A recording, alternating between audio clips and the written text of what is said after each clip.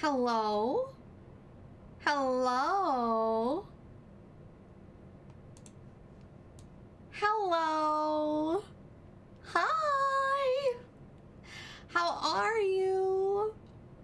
How are you doing? It's so cold, chat.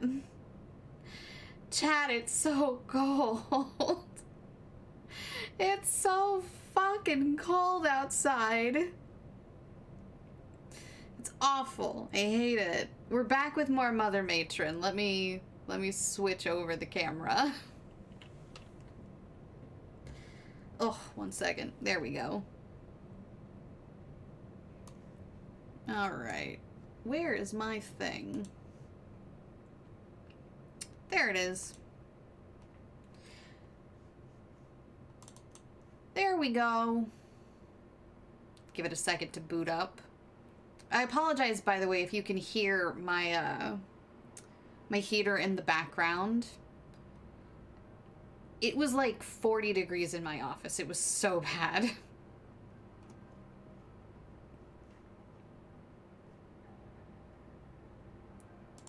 So I had to bring in the little mini heater so I didn't freeze to death. Also, do you notice anything different about me? You notice anything different about me?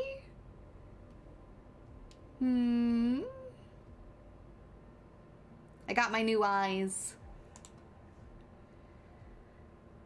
Oh, stretch to screen. There we go. All right, let me back up out of the way so people can actually see the game.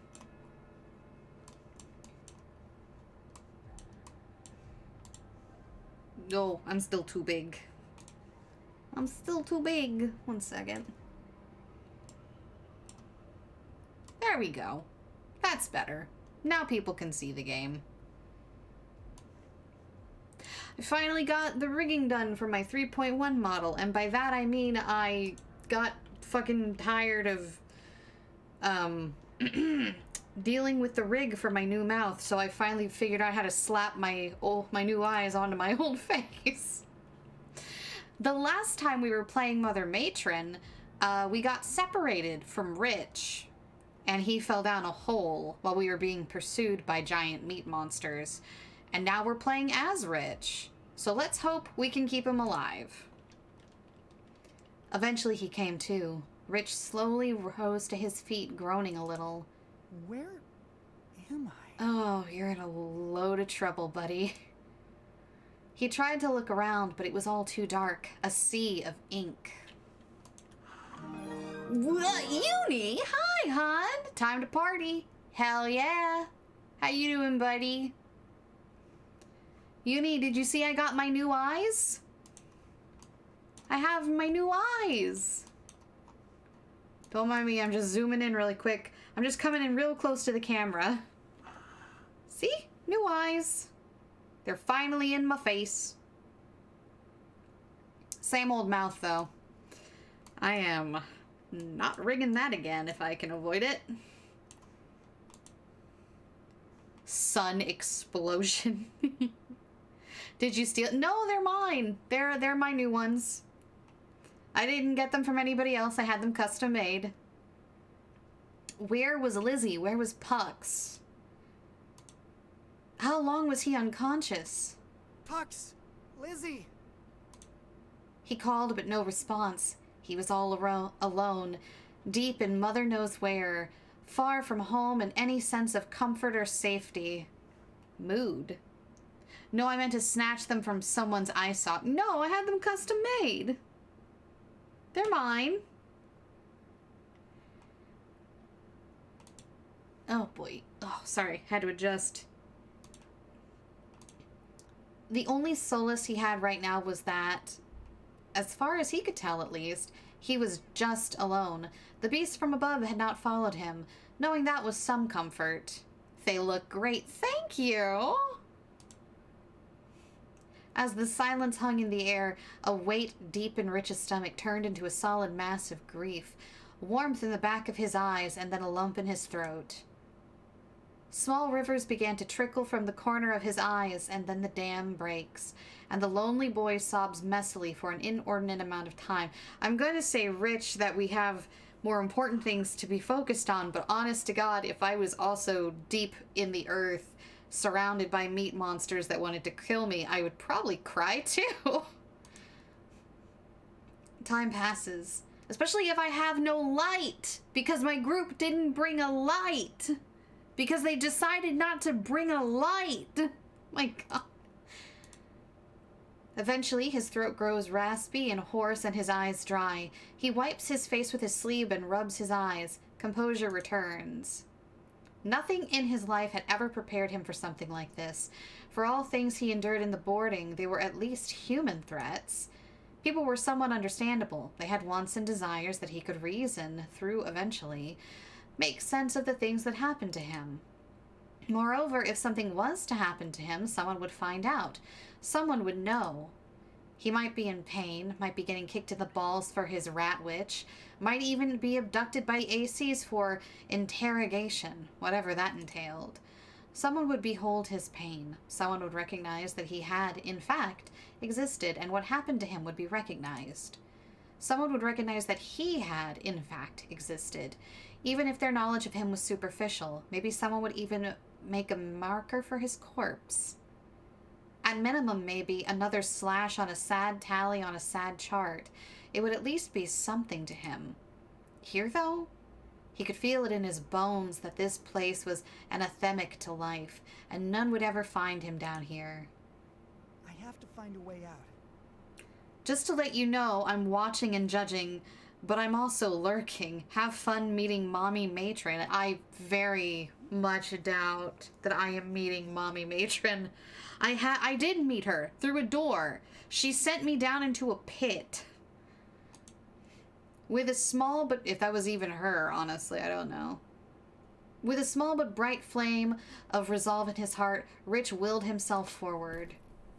For a while he stumbled through the dark, taking small, tepid little steps to avoid tripping and falling on his face, or mother forbid, down another hole. He walks for so long he is unsure if he's even really going anywhere. His steps echo and travel down the cave system. He tried stepping softly at first. The thought of the noise attracting something dangerous terrified him, but then nothing came and he transitioned to a brisk walking pace. I don't know, what's worse, guys? Being eaten alive by horrific meat monsters with acidic saliva, or slowly starving and dying in a cave? Though I guess dehydration would probably get Rich first, but... Where was he even? So much of the cave just looked like, well, cave. Indistinguishable. The crepuscule was meant to be vast, possibly even endless. There might not even be a way out, he realized. This was going to be it, wasn't it? He was going to die here. The scared boy named Rich, who only ever wanted to find friends and love and a roof over his head. He always tried his hardest to be kind to everyone, and even when they were not kind to him. But the calluses on the working hand... be the callus on the working hand. Become stronger through the pain. Learn to be immovable. Learn to bear misery and pain without revenge, just like Mother taught. Learn to revel in suffering so that it may never burn your soul. That was all the boy simply wished. He wanted to bear the pain of the world so that others may be happier, and so Mother would be proud of him. But what did all of that get him in the end? What exactly... Oh my God, I can't talk. He did exactly what Mother said to do, or at least as best as he could understand her teachings. He really tried. She was supposed to know the character of everyone's heart. She should have known him. Was this punishment? Had he been wrong all along? Was he really a bad person despite his efforts? Or did Mother simply not care? No. Maybe what he did wasn't enough? Maybe he wasn't physically incapable of being... Maybe he was physically incapable of being the person that Mother Matron wanted him to be. And maybe I am physically incapable of reading a sentence as it is written. Dear Lord, why was he made this way? What did he do wrong? Why was he made so wrong? The cauldron of feelings boiled inside of his throat, making his eyes unfocused and his steps become unconscious. That's when he suddenly walked into an obstacle.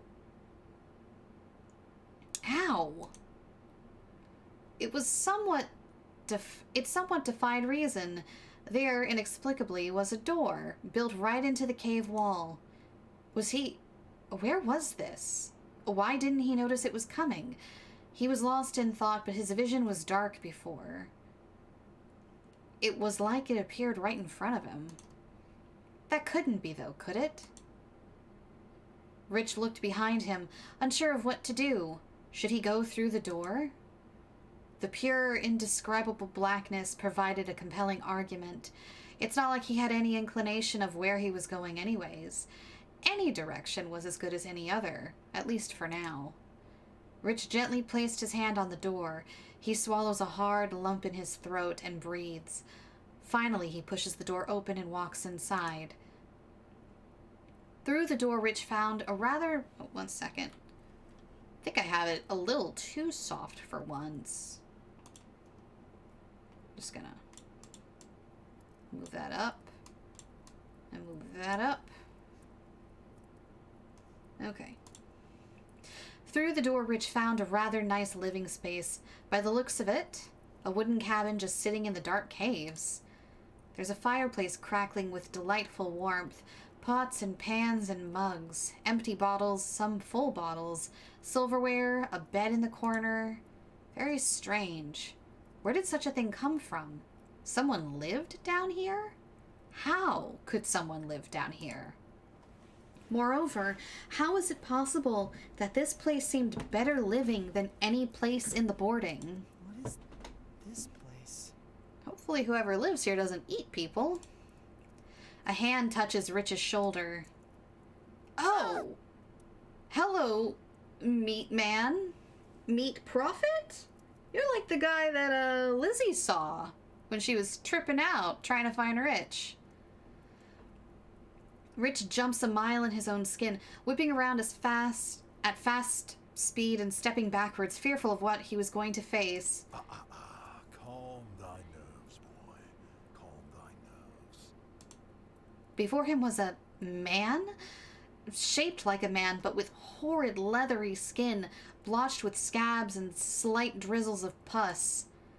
His clothes were rather fanciful to Rich's eyes.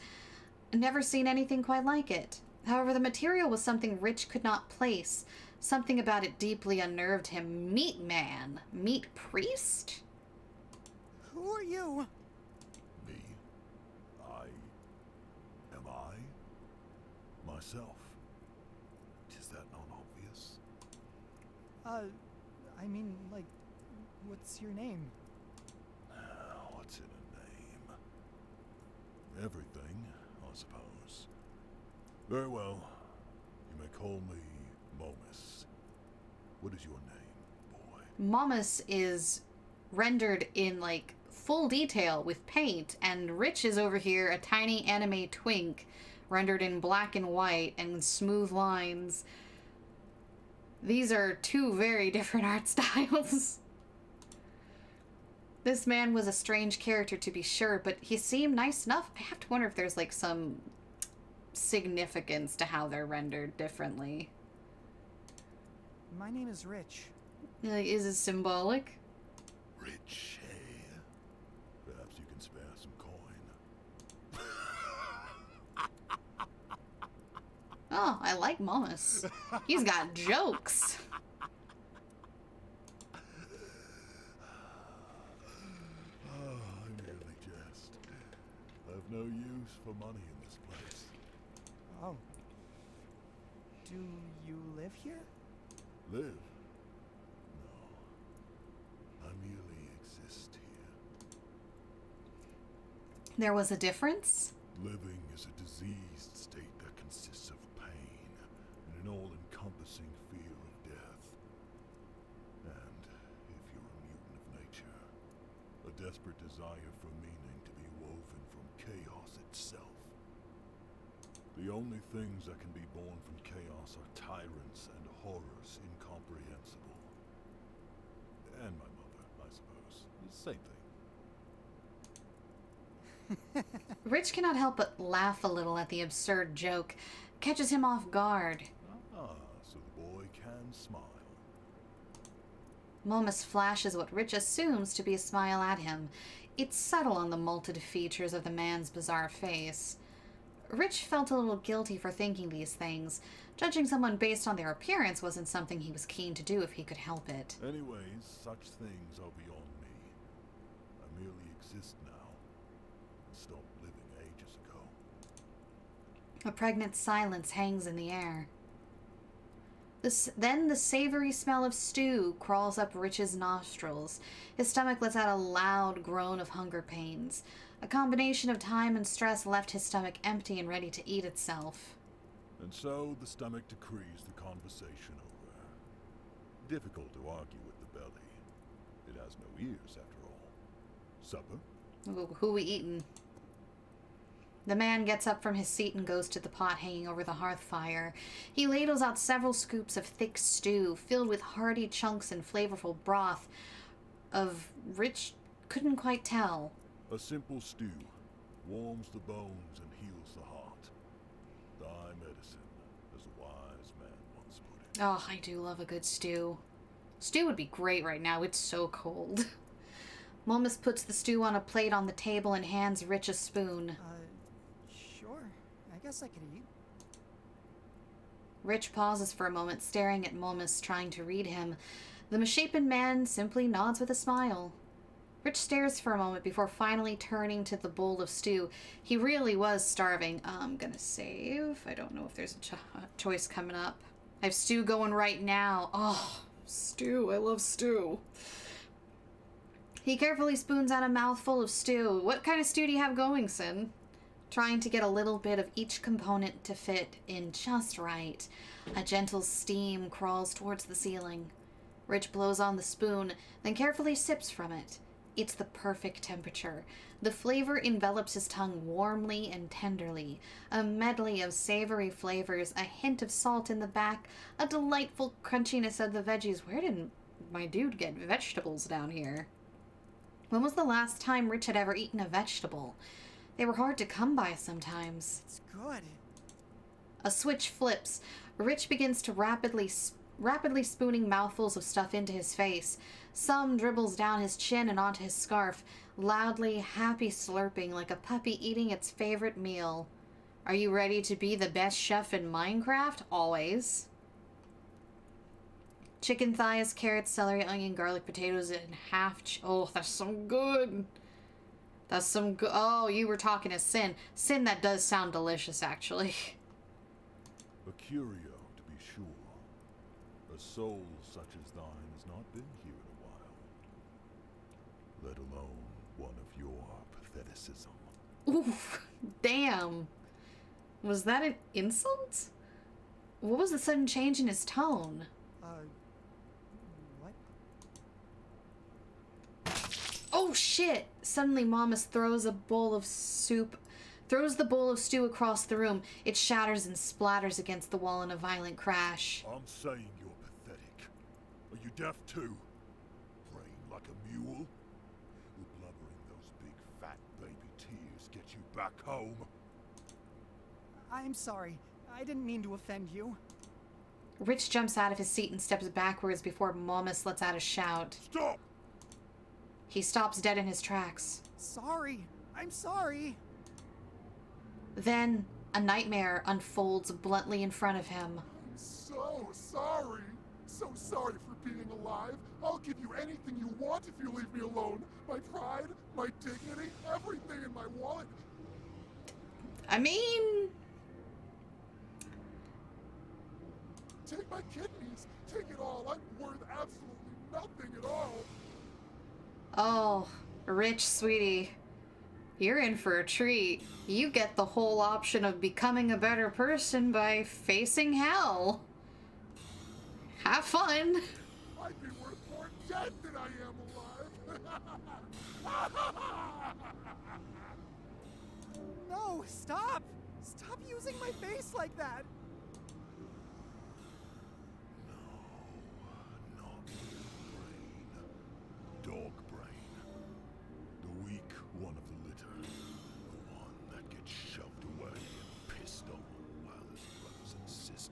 suckle mommy's tits. You felt terrified about being sent down here. Yet you were also so full of joy. Why is that? Yeah, I miss my upstairs chef. I'm sorry. The upstairs chef has been venturing out into the world. I will make you burger when I get on later. Could it be that? Even back home, in the place where you belong, no one loves you. No one cares about the weak little butt. You were overjoyed at the idea. You thought it'd be like a story. That this would be the miraculous moment you'd make some friends for once. Am I right? But your friends are gone, aren't they?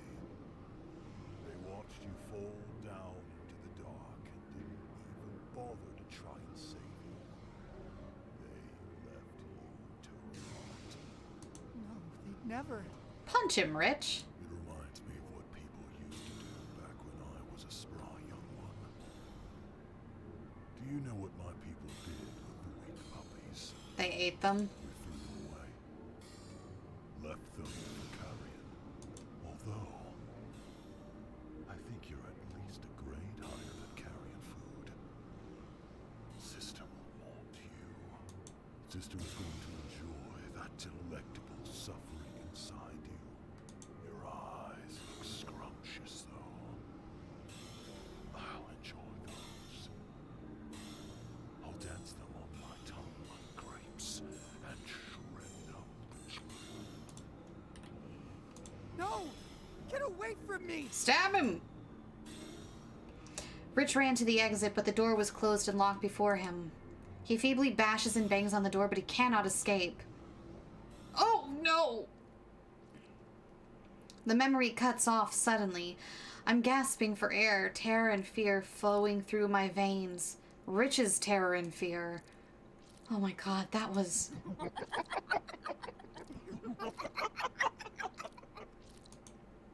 Before I have time to process it, the messenger is back behind me, fiddling around again. It sounds like she's moving a cable, plugging something in. The slurping sound grows faster. This world fades again. I don't know how long we ran for, but eventually the horrible cacophony behind us gave way to silence. We were safe for now, hopefully. I think we can rest for a minute. Pucks leaned against the wall while I sat on the ground. We were drenched with sweat and terribly out of breath.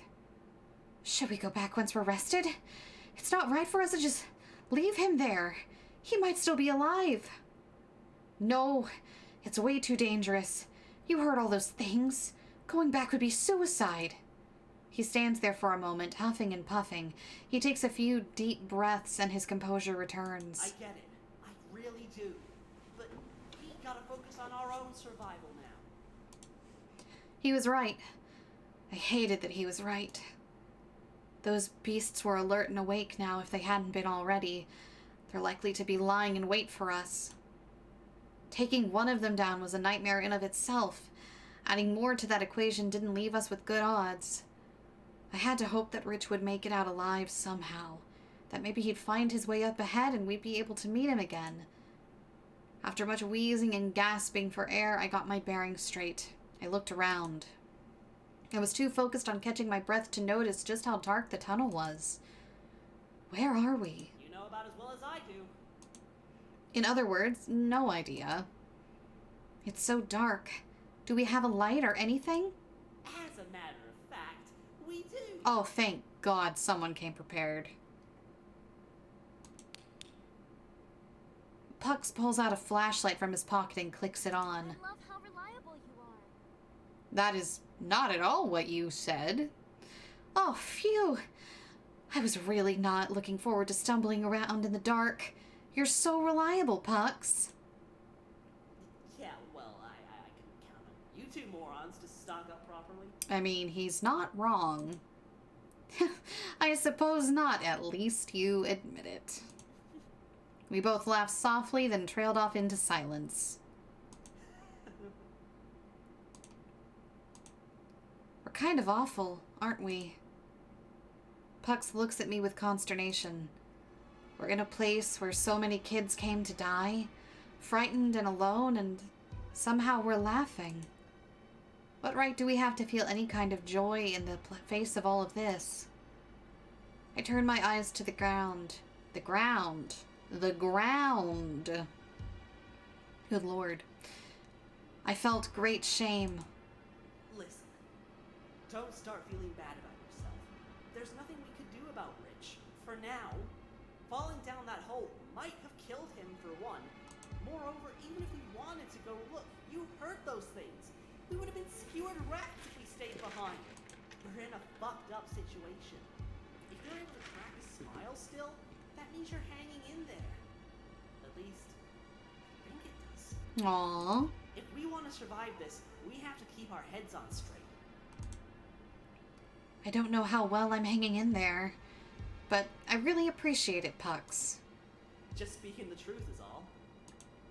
Still, it means a lot. Pucks gave me a gentle smile. It didn't suit his face well, but it warmed me so. Not to ruin the moment, but we should get going. I'm not a fan of standing around in a dark-ass tunnel. Me neither. Let's get going. We continued at a brisk but manageable pace. Oh, Carlos, is that you? I hear you in my pocket, buddy. This tunnel was really long. What's that, Carlos? I should hit Pucks over the head and steal his flashlight. Well, Carlos, that's not a very good plan. Pucks has a helmet on, and also, it's always good to have another meat shield. Also, he's been pretty reliable so far. The silence was eerie and deafening. I had to fill the air somehow. Fill the air. God damn it, mouth. Hey, can I ask you something? Don't know. Haven't heard the question. I rolled my eyes. You mentioned you used to have friends to play baseball with, didn't you? Yeah. Why can't you play with them anymore? Did something happen? Yeah, something did. Care to elaborate? Would prefer not to. Was it something bad? No, I just don't want to talk about it because it brings me too much joy. Of course it was something bad. Geez, sorry. Really, I am sorry. I didn't mean to upset you. I shouldn't have pried. Apology accepted. I breathed a sigh of relief. Awkwardness encroached. Silence came home again. I kept my eyes glued to my shoes. I had friends that got sent down here. My eyes widened as I quickly turned to look at him. They got one of those letters, you know, like the ones we got. My friends Rocco and Wallace got them. They didn't tell me outright, but I saw the signs. Out of nowhere, they got all withdrawn. They came to see me at my place like usual, but it was different. They looked me in the eye while we talked. But even looking directly at me, they were focusing somewhere thousands of miles away. Then they were just gone. Never heard from them again. Or at least, I didn't hear from Rocco again. Wallace came back. You know how that all goes, though. He couldn't speak a single word properly, shaking like a dog that fell in ice water. That look in his eyes, that pitiful expression. He wasn't really Wallace anymore. I mean, he had the face and the name, but everything that made him Wallace was sucked out, gone, disappeared. Oh my gosh, I'm so sorry, Pucks. I had no idea. It's okay. Well, it's not okay exactly, but you didn't mean any harm. It wasn't your fault. Is that why you hate the Mother Matron so much? Pretty much, yeah. I didn't exactly love her before like everyone else did. Hard for me to put my hope in shit I can't see with my own eyes, you know? But seeing Wallace like that, I can't ever forgive that. Ooh, shit, that's a hard C word. I never can. I sorry. This game has not exactly been particularly, like, super tame, but I wasn't expecting that. Goddamn. But seeing Wallace like that, I can't ever forgive that cunt for letting that happen to him. I don't really care what people say she's done for us or how much people look up to her. She's got my friends killed and who knows how many before them. She can feed us all that bullshit about it being necessary and unavoidable, but I don't buy it for one fucking second. I can't say I blame you for feeling that way. I'm really sorry you went through that. Mother Matron said so. It's kind of hard for me to accept it. I really love the Mother Matron. I've written to her a lot, believe it or not. She would always say the nicest things, always tell me how wonderful I was doing. She supports me a lot, even if indirectly. It's not like you're the only one. It's a lot easier to revere someone when they haven't stolen something from you, or at least when you're not aware of what's been stolen. I couldn't really say anything to that either. I didn't harbor the same hatred as he did, but I didn't disagree with him either. Plus, when we talked to her, something felt wrong. Her voice was nice and sweet, but the way she spoke to us didn't really seem that way. She kind of scared me, actually. I try not to focus on those thoughts, though, and instead decide to try and console Pucks. I thought about giving him a hug, but that felt like something he'd find patronizing. I settled for a gentle pat on the shoulder. I know we only met recently, but for the time being here, we're the only two people we can rely on. So, I don't know. If there's anything I can do to help, please let me know. Thank you. That means a lot. We have more important things to worry about, though. I need to keep focus. I understand. Just don't forget, okay? I flashed him a warm smile. Thanks. We made our way through the dark tunnel, armed with a flashlight that did not light nearly as much as I would have liked it to.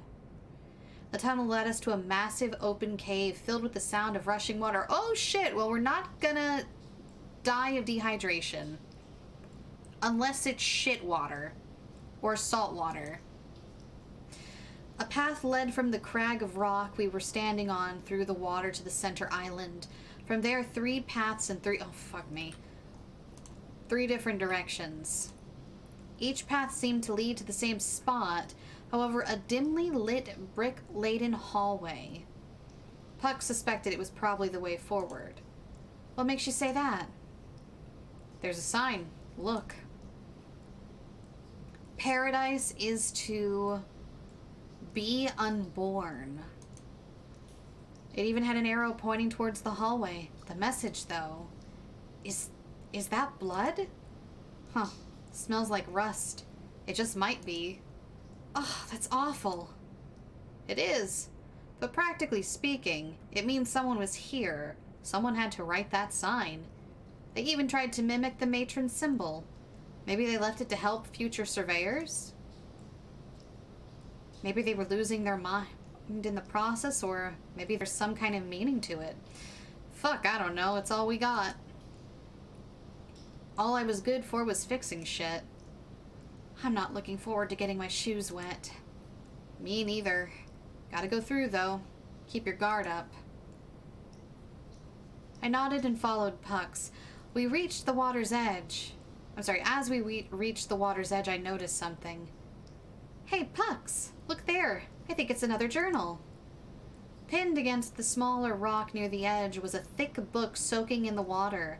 The binding was miraculously still intact, though many pages seemed to have drifted off or broken down completely. Why should I care? Well, we could learn more about this place, like with the journal we found earlier.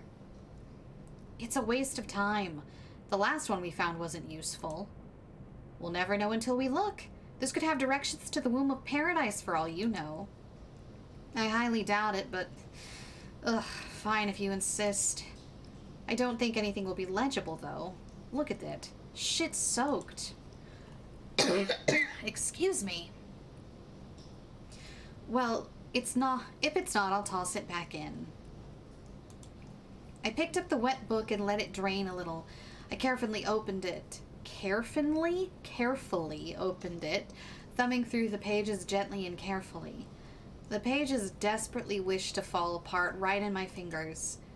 After some pulling and peeling of damp pages, I found one with text that wasn't a complete smudge. It read as follows. One must embark on the muting. The procedure can only be performed once, and it is by far the most intense and reliable way to hear her words. You must procure several materials. The first and most obvious is a blade.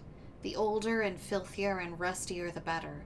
Please consult the weathering guide in the appendix if you only have access to a clean and well-maintained blade.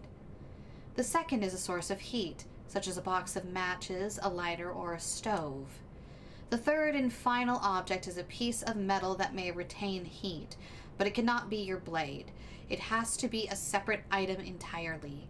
A metal ruler, a metal bar, or even perhaps a fire poker will work. The readability began to degrade beyond that, and so some words and even entire sentences are missing. Once prepared, need assistance from comrade as restrictive tendencies. May also need to be restrained so you do not harm whoever is assisting you. After being properly restrained, use one hand to stretch the tongue taut, and a cloth or keep grip. Hey, Skunky. Using the blade, sawing motion to do not stop. Retreat will disappoint her immensely. I had to stop reading at that point. What did it say? I don't want to think about what it said. I wish I didn't read it. We should get going. Lizzie, you good, honey? I started walking ahead into the water. What? It was your idea. Yeah, well, it was a bad one. I just want... Hello? Game. I beg you, please, don't steal her cards away from me. Hold on. Nothing happened here, so we can just overwrite it. Ooh! Then, right on cue, a blobby mound of meat with a gaping hole filled with teeth in its base leapt towards me from the water. Try and leap out of the way. I tried to get away from the creature, toiling through the furious current pushing against me. Oh, I'm dead. My leg was firmly lodged in the maw of the pink bulbous terror, its large fangs burying themselves deep within my calf. The pain was teeth-clenchingly excruciating. If I didn't do something fast, I'd be short a limb. What would I even do? Go for the eyes! This thing would surely let go if I could kill it. I had no weapon, so I resorted to punching it repeatedly. This... The creature snarled and gurgled loudly. Its eyes grew furious and... Uh-oh. Oh, shit! Lizzie, we're down a leg! I screamed so loud I could feel my vocal cords rupture inside my throat. If Pucks shouted after me, it was drowned by my fatal scream. More came, likely awakened by the rich scent of blood. I did not resist. I was no longer really there. I was reduced to the contents of many stomachs. A fire with the worst pain any human could experience. The crepuscule had claimed another. Oh, shit. Hold on, Lizzie, I got ya. Okay, shove the creature away. Water was laying down my legs. There was no way I could get away fast enough. I shoved it away with both hands, and it felt like a smack had into a deflated basketball that was made of skin. The beast was flung back and landed in the water with a splash. Before I could even get my thoughts in order, I heard Puck shout from behind. Oh, fuck me! I turned to find Pucks in a similar pink mass sticking off his leg. The water had turned increasingly red as Puck struggled. Shit. Okay, hold on. I'm coming, buddy! The water tried its hardest to pull me away with the white foamy claws as I sloshed my way towards Pucks. Acid burned in my legs and pain ached in my stomach. I had to get to Pucks. I couldn't lose another friend. I refused to let that happen again. Finally, I reached him. The blobby beast was biting down hard on Pucks's lower leg. Blood was jetting everywhere. If I didn't get it off him, he'd have his leg ripped off and eaten. I racked my brain for what I could do. I don't know what gave me the idea, but given the creature seemed to like to hide in the water, I wonder if putting it underwater might encourage it to let go.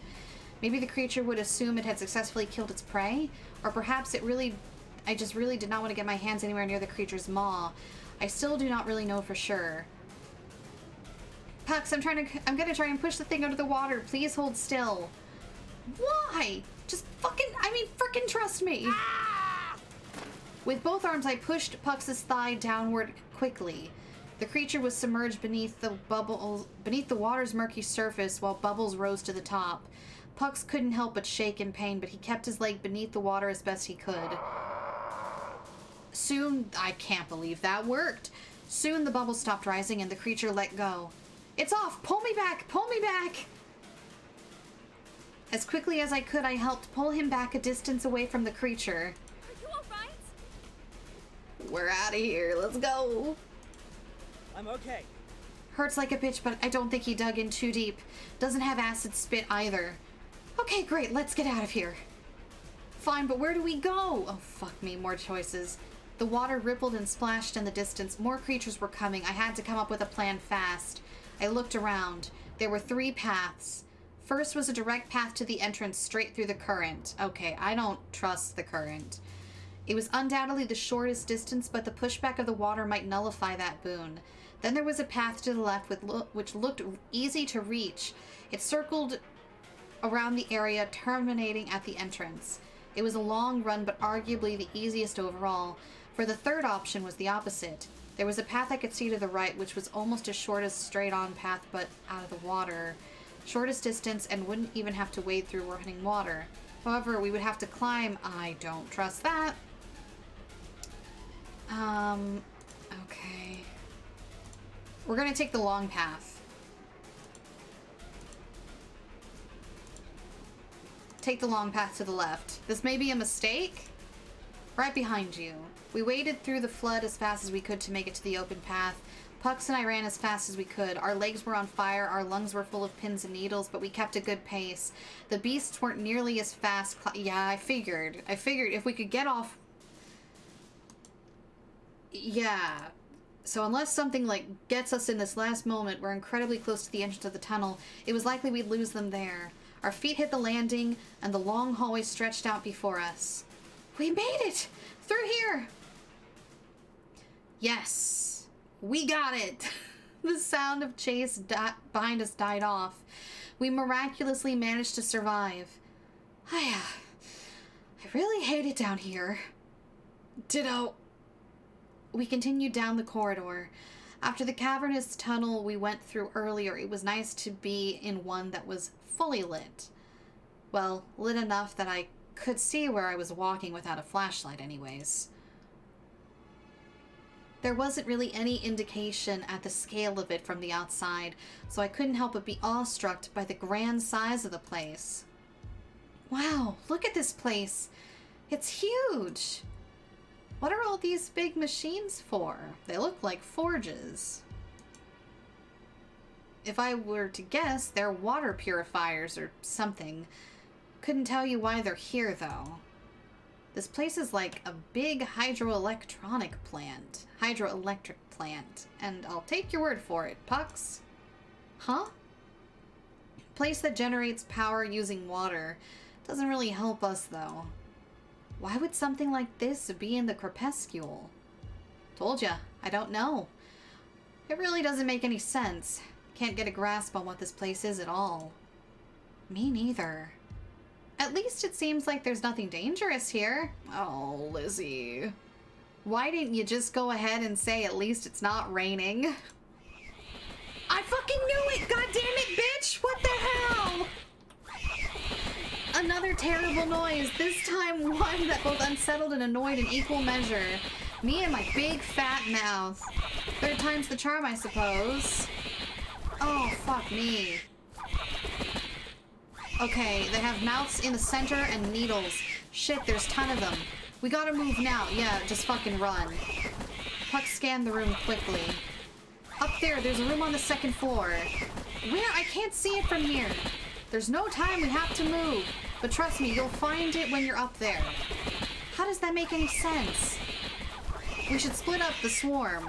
Pick a direction, left or right. I'll take whichever one you... I'm going right. I'll take the right. Got it, I'll head the other way. Pucks tore off in the other direct. That is horrible noise. Calling for some of the creatures to follow him. Most of them seem to follow him, but I still have some trouble on my own. You've done this before, Lizzie. You can do this. You gotta think fast and smart. Oh, shit. Okay, actually, I'm gonna... This one. Pray it works out. Yeah, that worked out so good last time. I'm running out of time. Stop talking to yourself, Lizzie. We have to act. Dodge under them. Timing's really important, but I think that's the move. I'll have to wait for that thing to swoop towards me, then tuck and roll underneath it. It'll be too committed to the swoop to turn around fast enough to get me. It should give me a window to move. Just gotta wait for the right moment. Now! With the swiftness that feels foreign to my body, I've tucked and rolled underneath the creature as it dives towards me. The sack at its bottom, grazes my back, but it misses me. Holy shit, I can't believe I did it. I did it. Now's my chance. Run, bitch, run! I made it to the stairwell. I can get to the second floor from here. The area is mostly empty with a fenced wall to my right and railing to the left that overlooks the whole factory. That's when one of the creatures flaps its way towards me, ready to turn me into its dinner.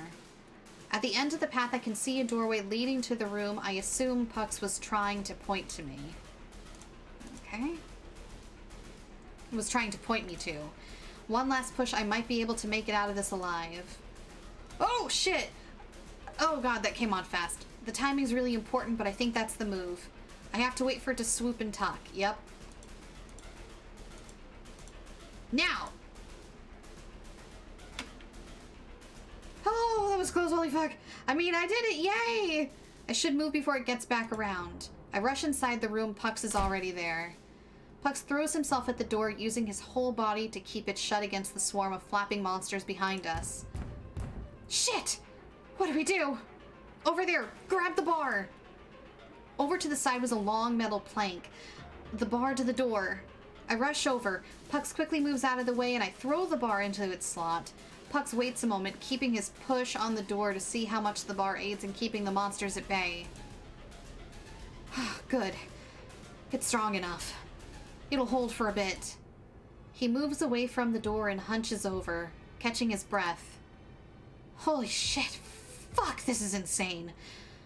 How many more of those fucking things are there? Who knows? It could go on forever, couldn't it? What if that was the case, Pucks? How far in are we? Have we even got anywhere close to finding the womb of paradise? I really don't know how much more of this I can take. Either. Fuck, I don't know. I really don't know how far we are. There's no way to know, you know what? Silence hangs in the air for a moment. We should look around for something useful. And so we fan out and search the room, hoping for anything that might even be a little bit useful. A weapon, medicine, notes from someone long gone. Something. As I reach a certain corner of the room, something calls out to me. An ugly buzz hangs just above the quiet, a tingling in my arm pulling me. I follow the intuition. I have nothing else to fall back on. The fuck is that? Is that an umbilical cord? What is this meaty noodle thing? And why can't I stop? It looks like an umbilical cord. Gross. And why is it so fresh and new? You're doing great, Lore. I can see the head. Keep pushing. The woman with the tiny human being inside her screams. That's good. There's her shoulders. One more push, Lore. You can do this. The woman with the living creature inside her abdomen wails as she feels the sensation of being twisted and pulled from the inside out. Finally, the pressure lessens. There she is. There she is. Your beautiful baby girl, Loretta. The doctor holds the baby up triumphantly. The little thing squirms and wriggles and cries, covered in goop. Mazel tov! Uni! Thank you so much for the gifted subs, hon! A flesh cable extends from its stomach to underneath the sheet around the woman's legs. It's the dearest, sweetest thing Loretta has ever seen in her life. Aw, you don't have to thank me for that, but thank you. An unexpected, bewildering sensation of love burns in her chest. It's inexplicable and foreign to her, almost frightening. The doctor cuts the umbilical cord and admires the babe one last time. Just look at her. Nurse? A masked nurse comes in and takes the babies from the doctor's hands, swaddling it in a towel. Thank you, nurse. Time of delivery, 4:27 p.m. Then the nurse leaves with the baby. What are you doing? Where are you taking my baby? Well... Hold on. A man steps in. He's too tall. His eyes are always dark when they're not in front of the flashing camera. In the newspapers, he looks like a stoic genius. When he's out of the media's eye, though, something is deeply wrong with his skin, too. Why is it always like that? He gave Loretta chills to her spine. She was never comfortable with the overseer and proprietor of the Nexus for the Lost and Destitute. Bizarrely, while his words are understandable, they come out in a rasp of unintelligible phonemes. Phonemes? Phonemes. Oh, there was something fucked about this place to begin with. Okay, cool. Very cool. Good to know that the apocalypse did not fuck the world. The world was already fucked. We're just borrowing her. Hand... What for? Someone's not been taking Mother's lessons seriously. If you read the scriptures as you were instructed to, you'd know. What the fuck are you going to do with my baby? Why, she's going home. To Mother's boarding, where all the grandchildren belong. What are you talking about? What does any of that mean? The man frowns and turns away. Ah, no teaching the willfully ignorant with words, I suppose. A shame. I think your journey to recovery would have been far more successful. Give me back my baby. He returns his gaze to her. The darkness where his eyes were meant to be glared at her with unbridled ferocity. I don't think so. Your child has a grand purpose to serve, just as all other children born here. If you don't give me back my baby, I'm gonna fucking kill you! Mothers. Always breaking into hysterics. Wilson, you know what to do. What the? Let go of me! I'm sorry, Loretta. Really. I don't believe you, Wilson. I'm going to...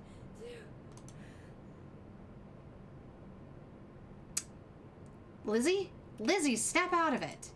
He slaps me lightly on the cheek, trying to rouse me from whatever trance I was thrown into. What was that, Liz? Are you all right? I saw someone. She was giving birth and... Lizzie, what are you talking about? Before I can explain... Pucks? Do you feel that? What? I'm feeling... sleepy. What are you talking about? Something about that sound. It flipped a switch in me. I suddenly felt extremely exhausted. My eyes struggled to stay open. Pucks. A horrible man appears before me, as if he just grew out of the floor. He stares at me a moment, then slowly waves his hand at me while glaring, unblinking. What the fuck? Who the fuck are you? My legs start to wobble. My eyes barely staying open, I fall backwards. Liz! He shouted for me. It didn't matter. I fell unconscious right on the spot. You see it all now, don't you? Where the wind blows, where the birds are flying, where the blood is cooling, where the flies will be buzzing. Could you have done anything at all? Could you have changed the arrow of the compass? Who can say? Who can say? All I know is that it's waiting for you. The womb of paradise is open, calling you to come home. Will you go, Lizzie? Will you go, soul behind the glass? Are you talking to me?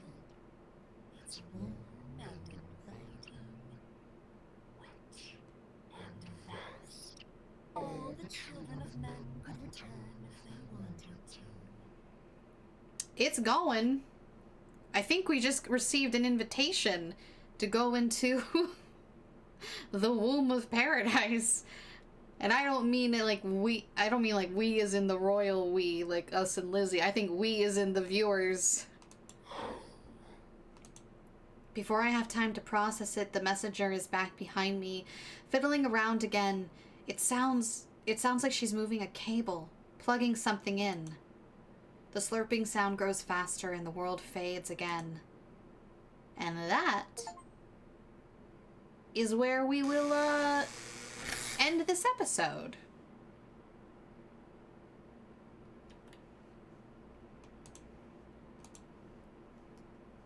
But we will be back. Yes, we are saved.